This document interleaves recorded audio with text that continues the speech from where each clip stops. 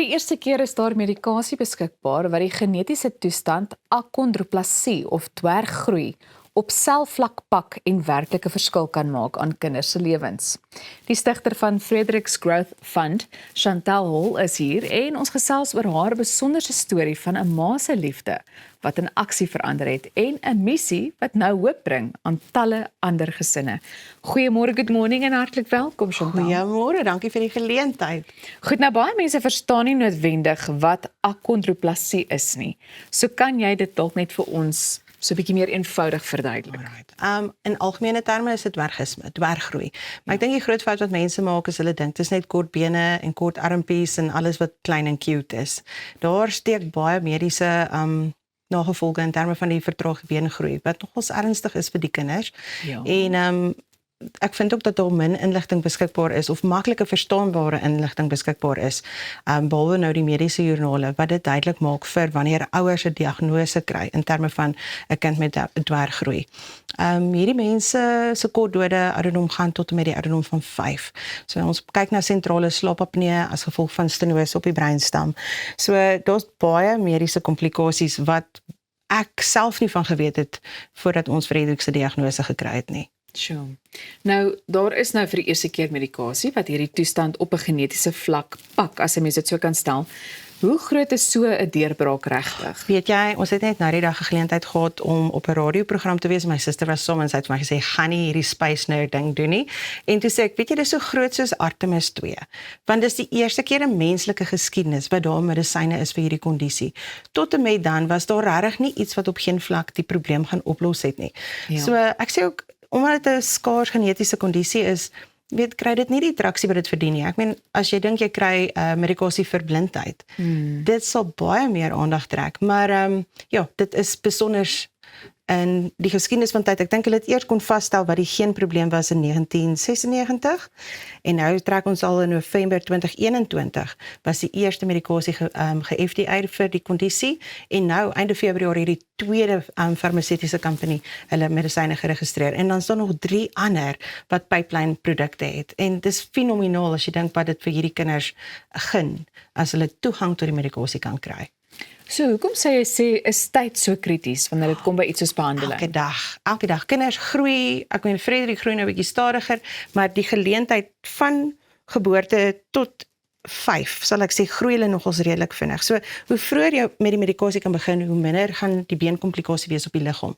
So, die langtermynprobleme, so ek sê altyd, ek is baie lief vir my kind, hy kan kort en klein wees vir die res van sy lewe. Maar my bekommernis is die stenose op die rugstram. En dit raak erger hier van 9 af ouer.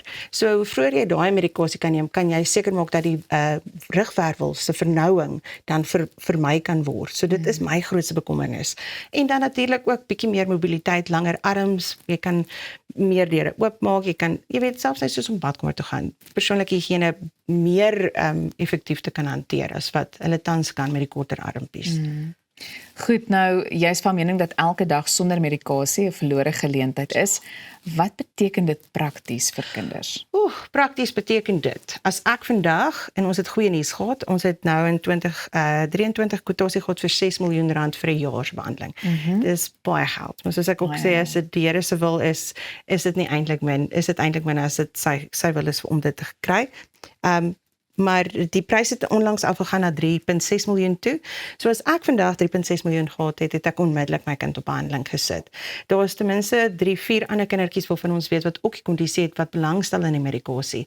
En dan geleidelik soos 'n mens meer inligting kan uitstuur, want daar's nie baie inligting oor die kondisie beskikbaar in Suid-Afrika deur Suid-Afrikaanse kundiges nie. Meeste van hierdie inligting sit oor see. So in kort, as ek vandag vir my kind die medikasie kan gee, sal dit die beste ding wees wat met my kon gebeur het kort na sy geboorte. En die mense is seker ook nou nie altyd dadelik bewus nie, so wanneer het julle uitgevind van Frederick se diagnose en hoe het dit julle as gesin beïnvloed? Weet jy, ek gaan vir jou sê, ons het baie goeie dokter in Pietersburg, Dr. Kamfer. Hy het op week 30 het ons die diagnose gekry. Dit was nie noodwendig 'n goeie diagnose nie. Ons het 'n neonatale spesialis gaan sien en die diagnose was baie sleg. Die een wat ons eintlik wou sien was op verlof en dan die 2 weke van die oorspronklike diagnose tot die tweede opinie was 2 verskriklike moeilike weke vir my en my man, want die diagnose was baie sleg. So op 30 weke se swangerskap het Dr. Nerina Du Plessis by Kloof Hospitaal vir ons gesê, daar is niks fout met ons baba nie, hy dwerggroei, alles is normaal, ons hoef nie bekommerd te wees oor stilgeboorte of gesondheidsafwykings nie. So ons is toe nou redelik geseënd, maar ja, met swangerskap, en dit was toe net daai November nes die eerste medisyne geregistreer was in Amerika. So ja, het was 'n lang pad, het was nie lekker nie, en dan die ding ook, ek dink wat baie mense vergeet is, jy gaan Google, en dis die grootste fout wat enigiemand kan doen, veral dat dit is 'n skaars kondisie, mense verstaan nie noodwendig hoe dit werk nie, en die mediese komplikasies is regtig skrikwekkend. So ja, en dis ook hoekom die fonds daar is jy spesifieke inligting vir ouers, as hulle die diagnose kry, om nie te hoef te gaan grou nie, om nie Little People of America te hoef te gaan kontak. Jy weet, ons is baie geseën met professor Andy by die Universiteit van Pretoria, sy het ons vreeslik mooi gedra, ook in kontak gesit met ons baie spesiale mediese span, wat so mooi na Frederik kyk, maar daai eerste slag, die diagnose, is seker by ver die ergste vir enige ouer, want almal wil net 'n normale gesonde kind hê. So, maar ja, dit is ook een van die groot redes waarom hierdie fonds daar is. Dis ons inligting, en dan is dit ook 'n bron vir donasies, mense se bydrae, dat mense dit moontlik kan maak om Frederik en sy maatjies te kan help om toegang te kry tot die medikasie. Frederick's Growth Fund. Terwyl jy net daarna verwys, wil ek ook vir jou vra, wat het julle laat besluit dat julle ander mense ook wil help? Weet jy, die feit dat ek so alleen gevoel het, dit was erg. Dit was ek en my man, en almal is lief en almal ondersteun, maar niemand verstaan regtig nie. Daar is baie mediese inligting wat jy nie verstaan nie. En dan dink ek ook myself, ek sê ook, ek wens ek was die mamma toe wie ek nou was, want dit sou my hele proses van mamma wees, angs, slaaplose aande, wakker lê en luister of my kind asemhaal, soveel makliker gemaak het om dit te kan verstaan. Anita is 'n goeie vriendin vir my, sy is Bismarck se ma, en sy kon my help met goeders, maar nog steeds, jy weet, om alleen die diagnose te kry en net 'n ander ma se verwysingspunt te hê, is al klaar so 'n troos, en as 'n mens dit vir 'n ander ouer kan wees, sal ek dink al klaar groot aanwins wees. Net vinnig, is daar 'n webtuiste waar mense meer inligting in die hande kan kry, en wat is dit? Ja, ons het 'n landing page op die oomblik, ons baan hom. Dit is www.fgfnpo.org, en dit is die landing page wat daarop is 'n donasieknoppie vir mense wat donasies wil maak en kan maak. Ons waardeer dit. En dan as jy verder afgaan, is daar 'n parents information page.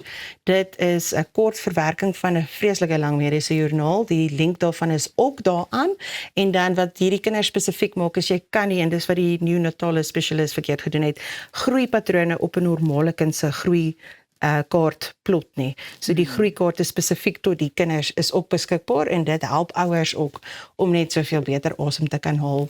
Ek onthou die dokter het hom geplot en hy het buite 'n A4 velletjie geval. So dit was nou nogals 'n ding. So ja, dit is fgfnpo.org. So ons is nou onlangs, seker nou ons tweede week wat hy nou al aktief is. Chantal, dankie dat jy julle storie met ons deel. Dit is so inspirerend, en ons hou dit met groot belangstelling dop. Ek dink is belangrik om bewusmaking te skep. So ek is seker daarvan almal sal betrokke raak wat vanoggend ingeskakel is. Baie dankie. Dankie. Goed, jy kan ingeskakel bly. Ons is net hierna weer terug.